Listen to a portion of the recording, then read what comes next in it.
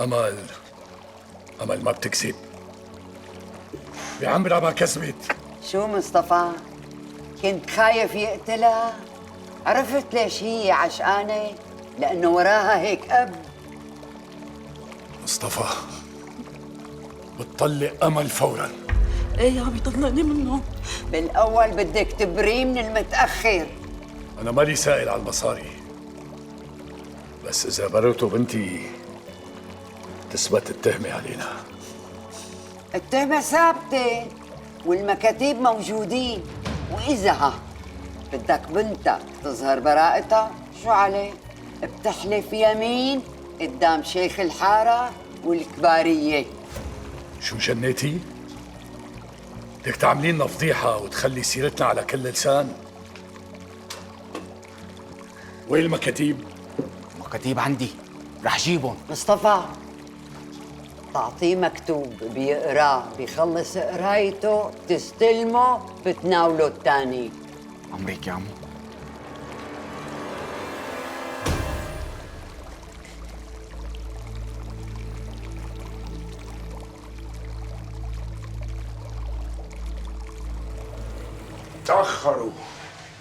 تأخروا كتير يا أبو العاص، تأخروا.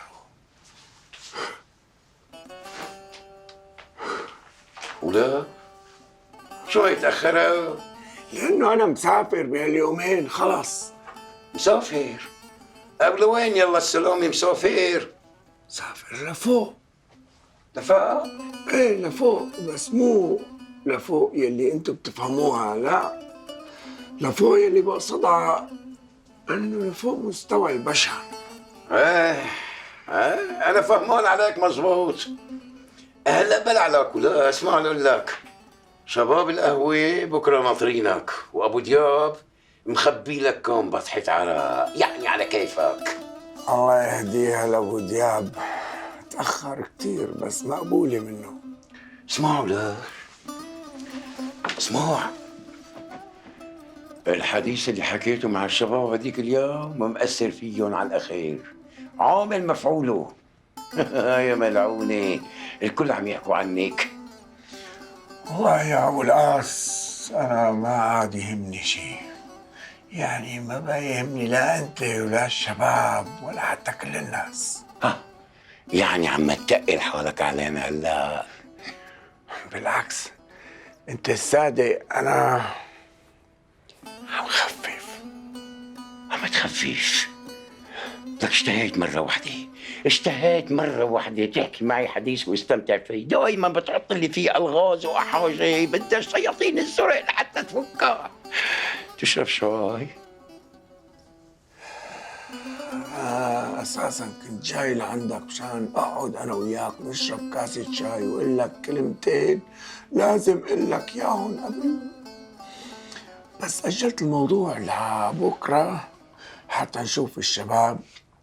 أبو العاص إذا بكرة ما لحقتني اعتبر هالكلمتين مو من نصيبك. أنا خليني أروح هلا. خذ هي اللفة انت، هي ما بقى تلزمني ابدا، يعني من هلا وبالرايح. وانت يمكن كمان ما بقى تلزمك او ما بتلزمك، بس يعني على القليلة بس تطلع فيها وتشوفها يمكن تتذكرني خاطرك.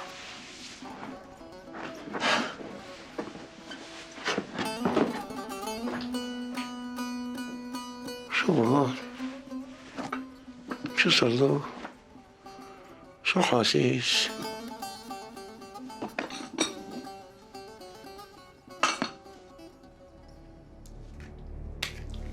هلا انتوا بحبشتوا مثل العالم والناس؟ بحبشنا ودورنا ودقدسنا ونكتنا البيت فوقاني تحتاني وما طلع معنا غير القطعتين اللي ورجيناك ياهو.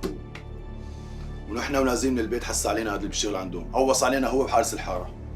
ربك ستر. بعرف شفته وقوصت عليه، بس هالابن الحرام ما عم يموت مالي، عم افهم ليش. اقسم بالله لحتى موته موته ما حدا مات بالشام كلياتها. جهزوا لي حالكم انتوا الاثنين بدنا نظبطه. لا شريف هيك بدك ما تواخذنا. يعني صحيح نحن عم نشتغل معك، بس هاي شغلة قتل ودم والعياذ بالله. نحن مالنا هون بنوب نوب. مو مشكلة، على كل يومين 3 4 وبدنا نرجع ننزل على نفس البيت. شو انه قلبي قايل لي انه في ذهب بده يغنينا لولد ولدنا. يا سيدي إذا طلع كلامك مزبوط بدهم يكونوا هالذهبات محطوطين تحت شي بلاطة أو بشي قرن. الجني الأزرق ما بيعرف وينها. ايه لازم تلاقوها، مو على اساس انتو للصعبة والكبيرة. حقك والله تتمهزأ علينا، والله حقك. اي والله طالما رجعنا ايد من ورا وايد من قدام حقك. لك مالي عم اتمهزأ، بس مشان المرة الجاية ما تطلعوا من البيت الا وبايدكم المعلوم. ليك شريف هيك؟ القصة مو مكايدة، مو لعب ولاد، مو تحديات. الله يرضى عليك، ما في حرامي ابن كار بينزل على بيته بيحط روحه على كفه وبيكون عم يلعب ويتسلى. وليكو هي قدامك كان راح فيها. حصل خير. يلا يجعلك بخير. خلينا نروق شوي لنشوف شو الله بده يتأتى معنا. شريف بيك معيتك لازمنا شوية مصاري بس. تكرموا، بس تذكروا منيح، يلي ما بينبوع بيخلص. ونحن جاهزين وتحت الضرب، امتى ما بدك بتلاقينا. سكو من يد ما نعدمها.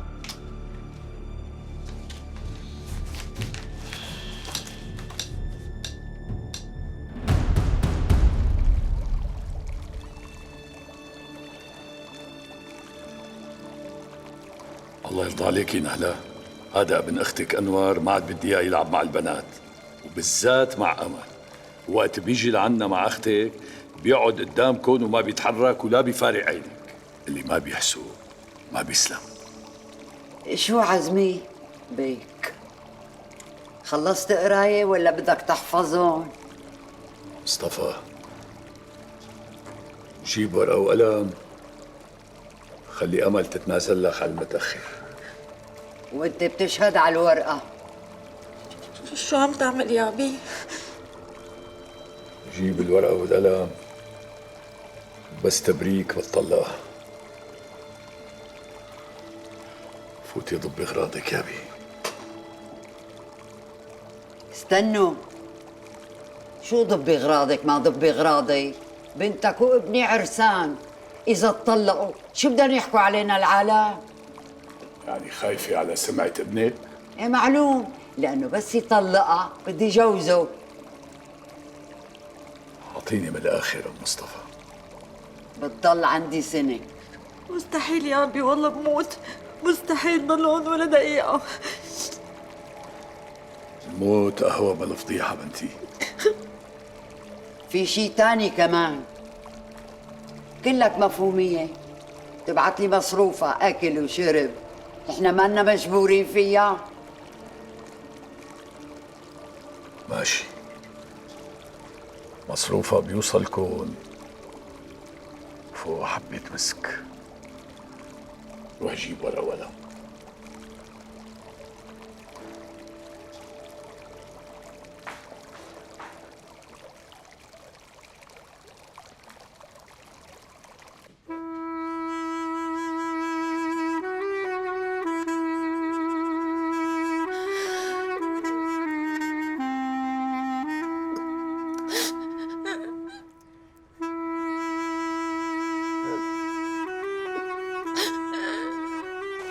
يا أبي أنت ما صدقت هن شو حكوا صح؟ يا أبي أنا أمل تربايتك، مستحيل أعمل شي يغضب رب العالمين، مستحيل حط راسك بالأرض، مستحيل. لا تكسري أمك وأخواتك بغيابي مثل ما كسرتي.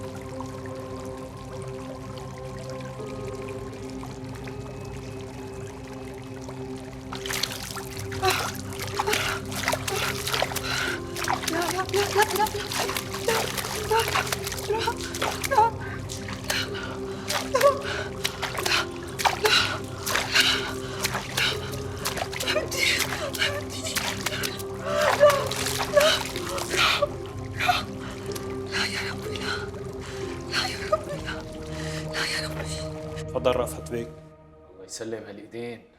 صحة وهنا. وين فنجانك انت؟ والله على راسي، بس أنا والقهوة ما لنا كثير صحبة. الظاهر اجا الوالد.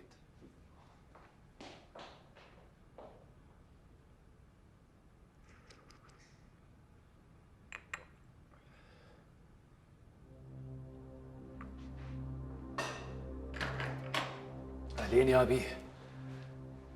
خير يا ابي؟ في شيء؟ أنا تعبان يا أبي، تعبان وما بدي أحكي. طيب يا أبي اتركني لحالي، بدي ضل لحالي، وإذا سألت أمك بتقلها طلعت على مليحة ولا بكرة الظهر لأرجع. يلا تيسر يا أبي، وأنت حسام روح على أوضتك. حاضر عزمي بيك. عن اذنك يا ابي.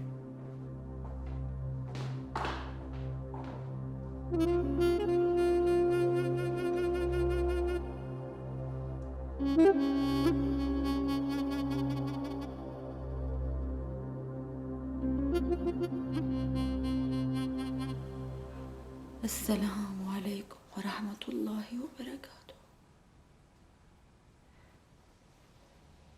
يا رب رزقني الصبر حينما أشعر أن صبري نفد مني. يا رب ارزقني الأمل حينما أشعر أن طاقتي لم تعد تحتمل. يا رب يا أرحم الراحمين.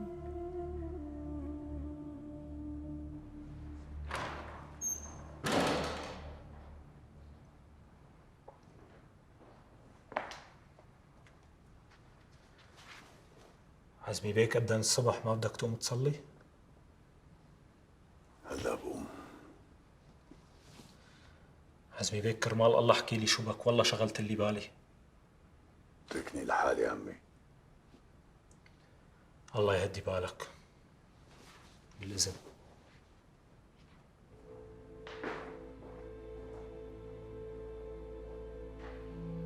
لا حول ولا قوة إلا بالله العلي العظيم.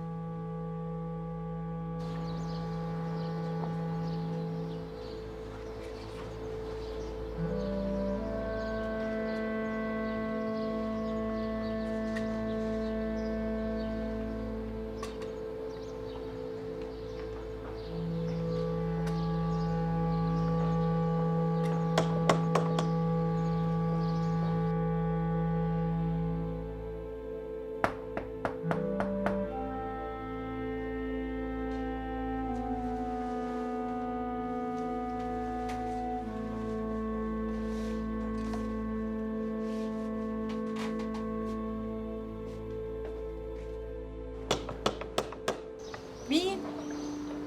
أنا عزمي، افتحي.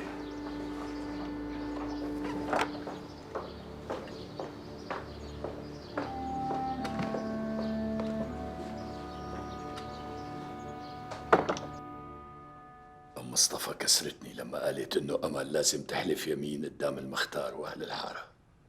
خفت من الفضيحة مو هيك؟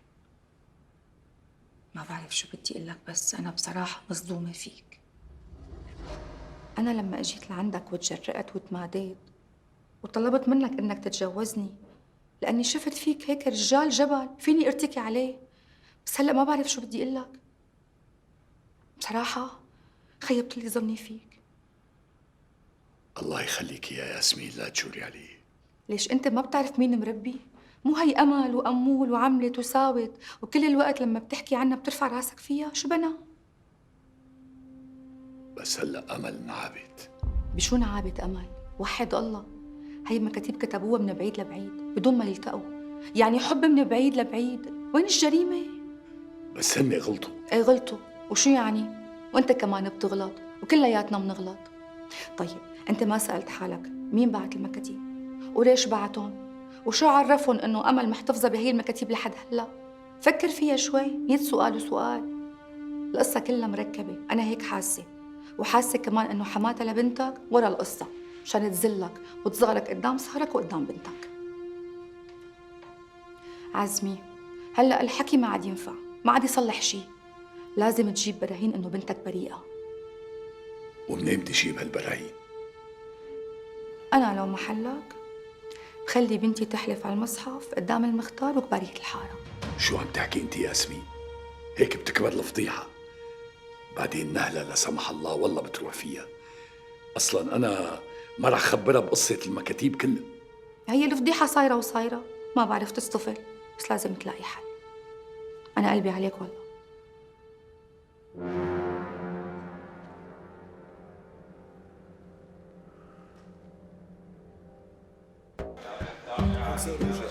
أصبحنا وأصبح الملك لله.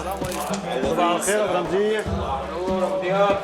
صباح الخير يا أبو دياب. صباح الخيرات حبيب قلبي، صباح الخيرات.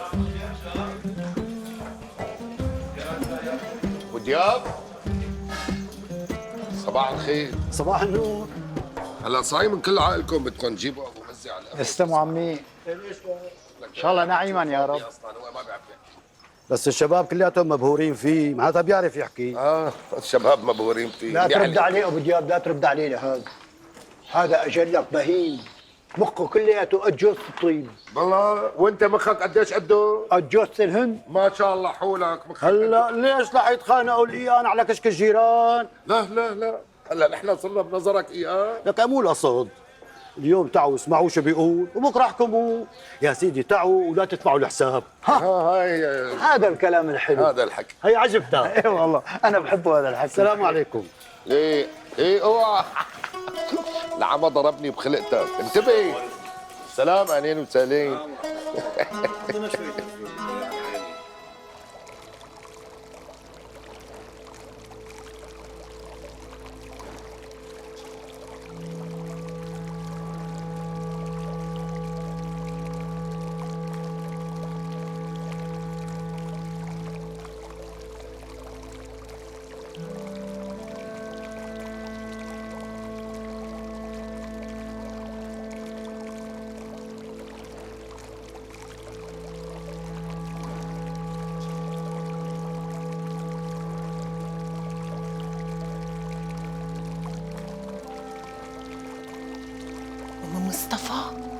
مصطفى شو بك؟ ليه عم تفيقني؟ ما غفلت طلع الضب. يبعت لي حمى، يبعت لي حمى.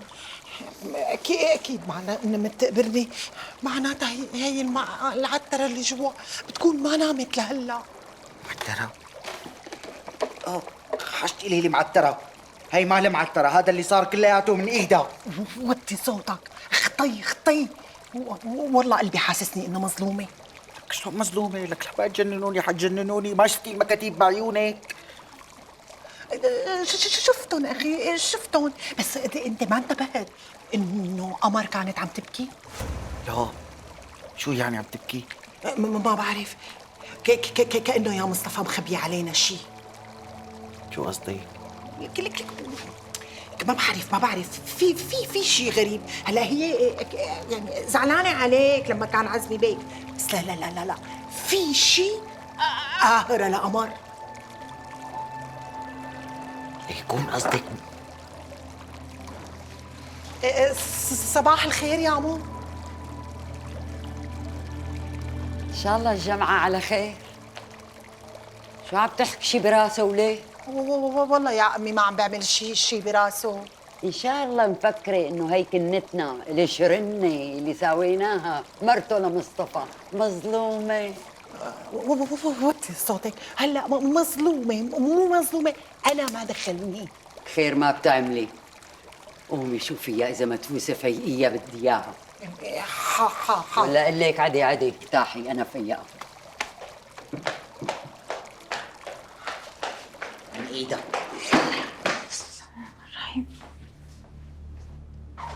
ايه معك حق، لانه كل العشاق نجمهم خفيف بيبقى. حسبي الله ونعم الوكيل. يلا قومي، شغل عندك كتير بالبيت، بتنظفيه كلياته وبتبديلي بالمطبخ. حاضر مرت عمي، بس بدي اطلب منك طلب. انت مالك طلبات؟ اعتبريه صدقة حسنة، شو ما بدك؟ شو طلباتك؟ بدي امي واخواتي ما يدروا بشي. والله امي اذا بتضرب توقع من طولها والله.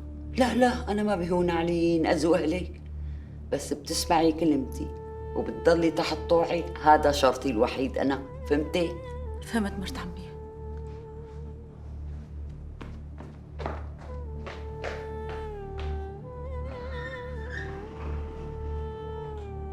يا رب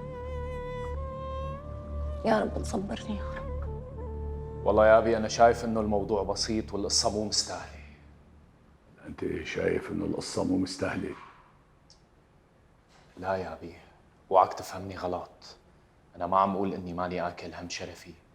أنا مستعد موت كرمال هيك شيء. بس يعني والله القصة مانا راكبة راسي. مبينة إنها تلفيقة كرمال يعملوا لنا فضيحة. وأنا تسرعت. لا يا أبي، أنت ما تسرعت. أنا مثلك تماماً. مالي موافق إنه أختي تحلف يمين قدام العالم. هلا جاي نحلل ونركب يا بي. شو بدنا نعمل؟ بصراحة يا أبي نحن بإيدنا القصة، فينا نكبرها وفينا نصغرها. واترك أختك بين إيدين حماتها تتحكم فيها. أمل ما في قدامها غير تصبر وتكف بلا حماتها لبين ما نشوف شو بده يصير معنا، أو ربنا من عالي سما يفرجها. أنا عندي مشوار. طيب خليني وصلك. لا يا أبي، روح أنت لشغلك. طيب يا أبي، وعك تنسى تقول لأمي وإخواتي إنك كنت بالمليحة ها؟ أكيد ما راح أنسى. شو أخباره هاد اللي بيسموه الأعجر؟ والله يا سيدي ما عم شوفه. عم تراقب هني؟ هلا ما بدي اكذب عليك، عم راقب بس مو كتير. ركز لي عليه شوي. خايف يكون له ضلع بشغلة عزمي بيك. ايه انت بتأمر فؤاد افندي، بدك شي تاني؟ سلامة قلبك. سلام عليكم.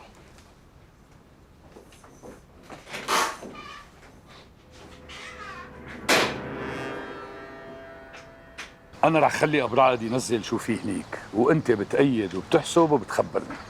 أنا مالي مستعجل عالديني. أخي كل شيء منطالعه بدي اسمه بالنص بيني وبينك. حاكم أخوك رشاد نفضنا على الآخر. أنا ما بدي شيء، دبر أمور، الأيامات جاي. لا أول بأول أحسن. أمرك.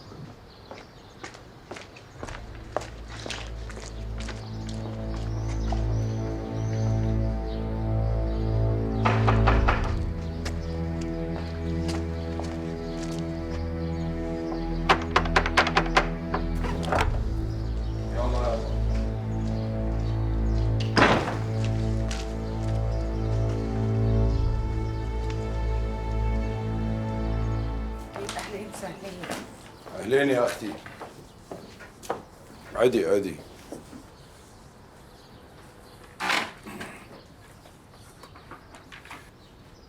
غسلي لي هدول.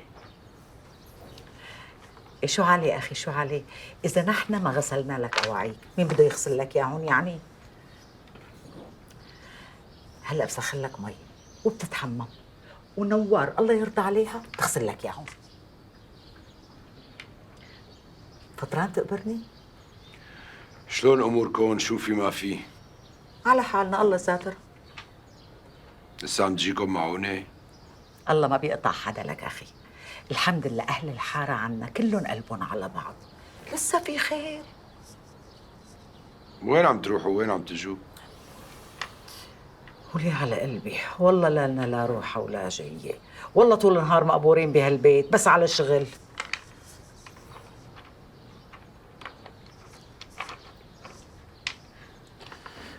أنا قايمة أغسلهم إيه؟ إيه قومي الله يرضى عليكي قومي. سوي لك كاسة شاي تقبرني. دايما.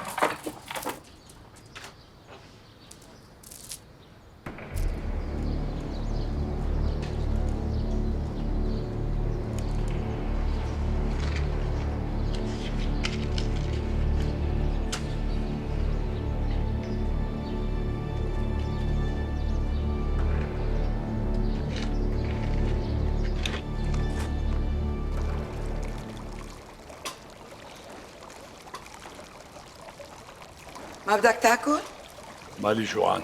وين اكل؟ يعني إذا الواحد ماله جوعان ضروري يكون آكل، بجوز فكره مشغول شوي.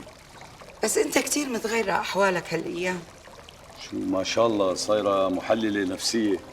شو رأيك افتح لك عيادة حكيمة نفسية قدام رأفت؟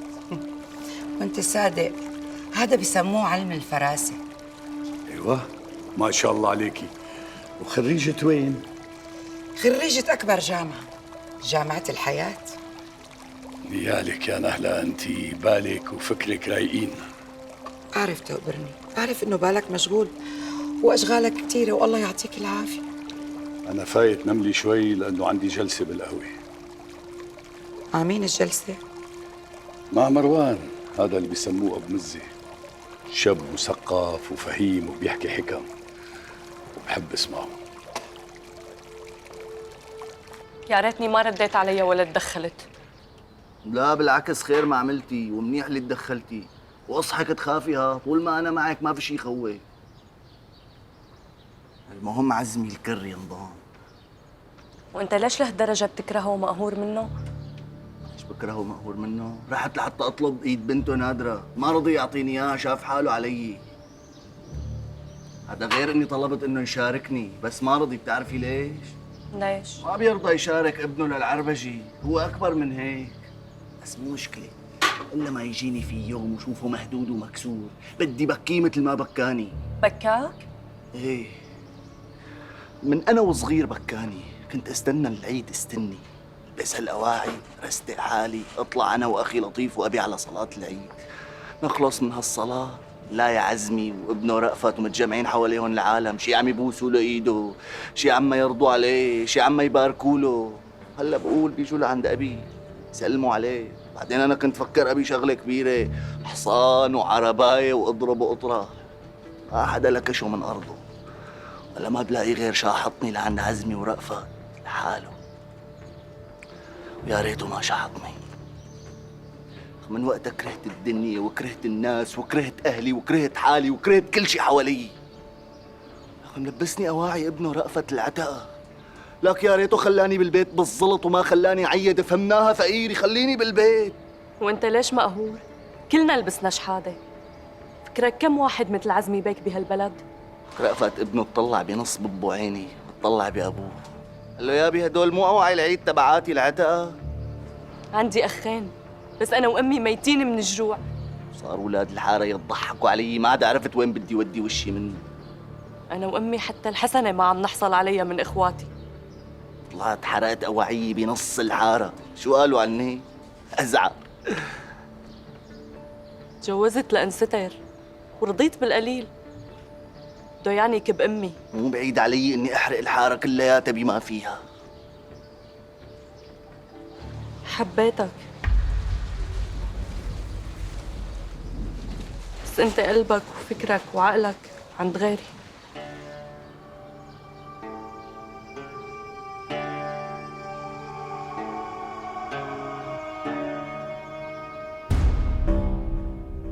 ليش انت ما بتعرف مين مربي؟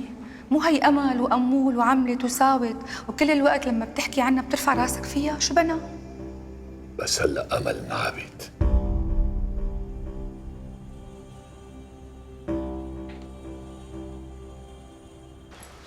يا وردي، هلا بدي افهم، انت بتحبه لمروان افندي ولا ما بتحبه؟ اخي بحبه بس مجنني. بكون قاعد هيك عم بشرب كاسه شاي ومصطهج عليها، بيجي لجنبي بيقعد وبينكش لي حديث منين ما بعرف، يعني بينزع لي المراشيتي.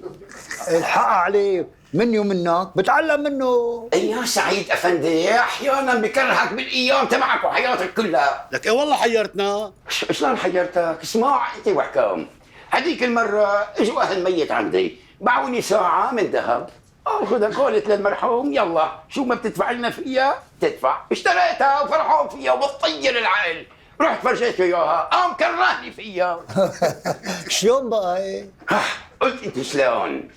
اجى لعندي قال لي شوي، قلت له ساعة من ذهب. شوف تطلع ما احلاها، تطلع فيني هيك وتطلع فيها. قال لي تضرب انت وياها، لو كنت محلك كنت كبيتها بالسياق.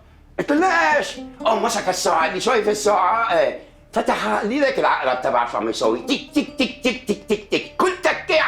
يوم من حياتك. أو كرهني بالساعة. الله عليك يا ابو ناس. أي والله كرهني فيها. شو فيها؟ لك شو فيها يا ابو دياب؟ عمي وشو فيها؟ اسمعوا يا جماعة، لك كل ما فتحت الساعة لا حتى أعرف الوقت وشوف هذا العالم ماشي تك تك تك تك، تحس إنه أيامي عم تخلص. لك انتعشت العقرب، شلقته وكبيته، ظلت عم تتكتك، خصبت إنه سيدنا عزرائيل قاعد فيها وعم يكتب كرت الحفريشيتي. ليكو اسكار الديب وحضر لضيف. السلام عليكم. اهلين وسهلين مروان افندي، تفضل تفضل على الصدر، تفضل. لا انا مو خرجي صدوره، انا العتبه كثير علي. لا يا باطل، انت ضيفنا اليوم، شو الحكي؟ تفضل صدوره وين؟ هون جنب ابو القاس، اكيد ابو القاس كان عم يحكي علي بغيبتي. لا بس بيحبك، يعني هيك وقفتك بشقيته. هذا مروان افندي. يا افندي بس ما بقليني.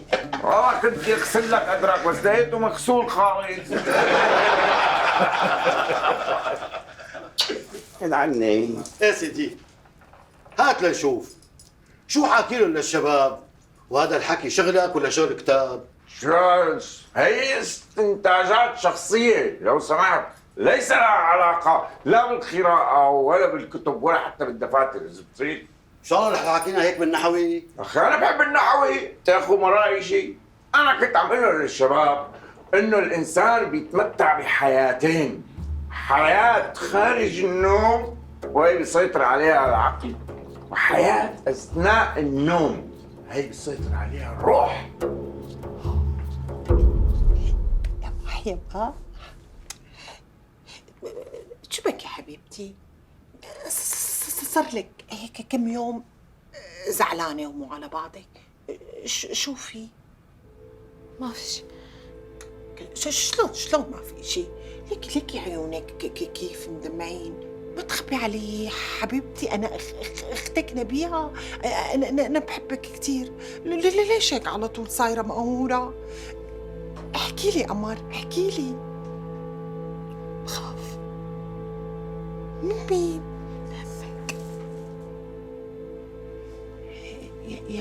يعني الشغلة بتخص أمان؟ لك لا تخافي. أنا أختك، ما رح أحكي لحدا، والله ولا لحتى لأمك. شو شايفتيني أنا جدبة؟ عم بحكي لها. احكي لي فضفتي.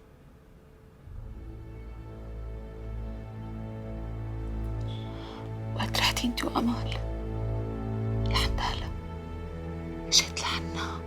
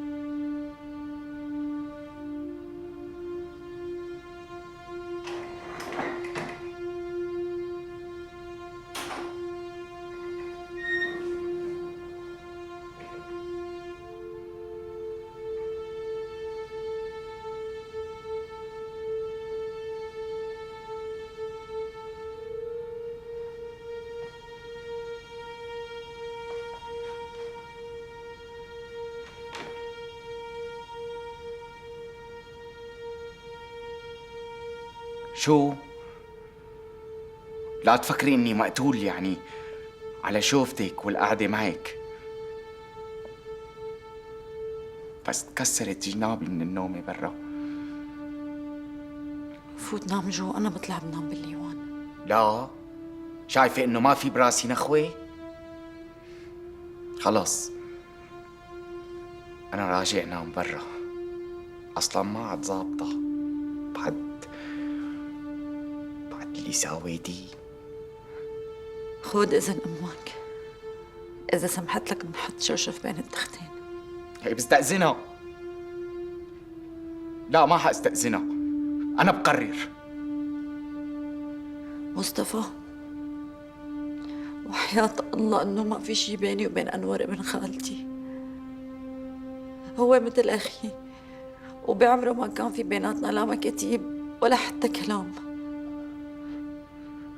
وحياة الله أنا مظلومة، وإذا مانك مصدقني هلأ بعلف على القرآن. لا تحلفي، أنا مصدقك من صمصومة قلبي. أنا مصدقك وبعرف إنك ما بتكذبي، بس خايف من أمك، خايف تصدقني بدون ما أقدم لك براهين. تنتين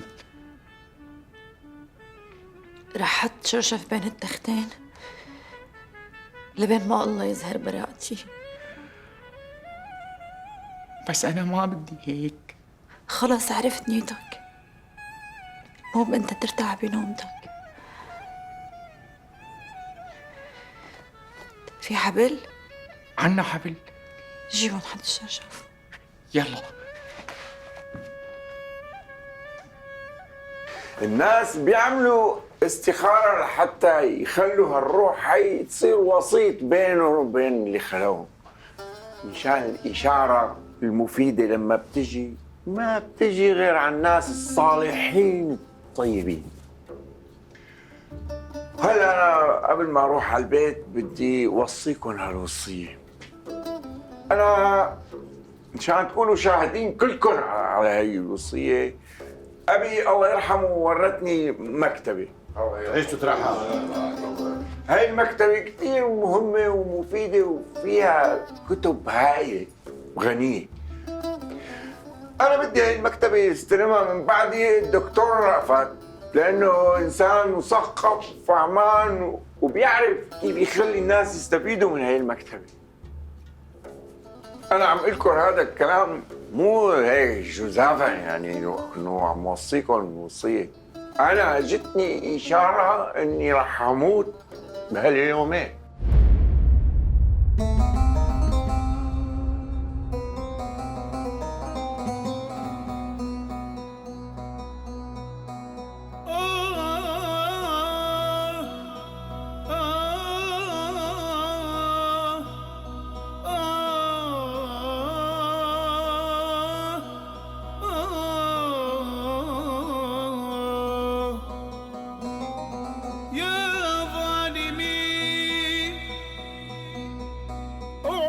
وصالك أو خاصمي، لا شيء يبقى يحيا ليشقى، فاخرج بحبك من دمي يا ظالمي.